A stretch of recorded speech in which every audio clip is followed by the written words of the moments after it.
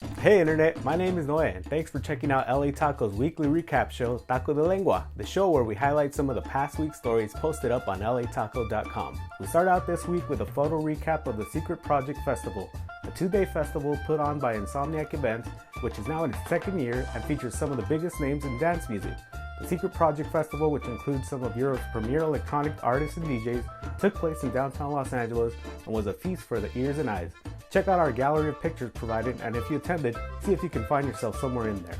Next up, we want to mention the illest and freshest rap stars from the streets of Los Angeles in 2019, brought to you by Rosecrans Vic.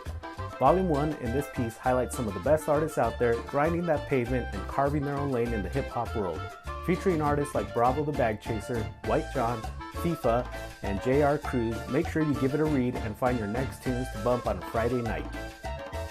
On October 21st, Molly Savard gave us a piece on Stan Zimmerman's play with an almost entirely Latinx production of The Diary of Anne Frank.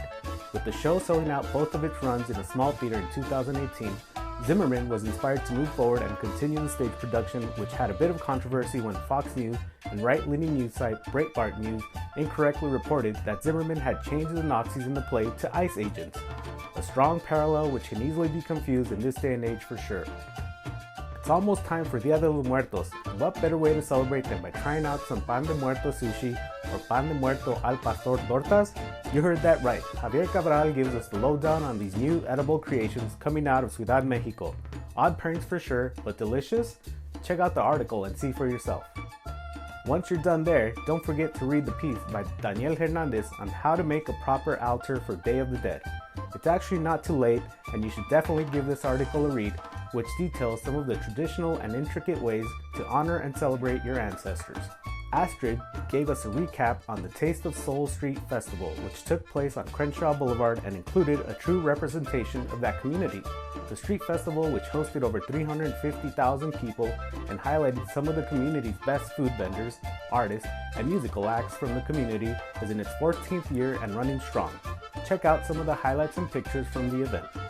On October 24th, Cesar Hernandez gives us this article on Pepe's Red Tacos, which just had its grand opening and features a bone marrow taco, one of the first to arrive in the streets of Boyle Heights. Click on over to see some enticing pictures and find out where you can sample these tacos yourself.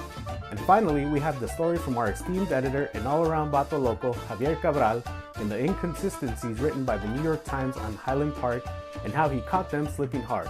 Check out the story to see what wildly inaccurate 6 things they got wrong. As always, for these and more stories added daily, check out the website at lataco.com and follow us on your favorite social media platform at LA Taco. Don't forget to add us and leave a comment.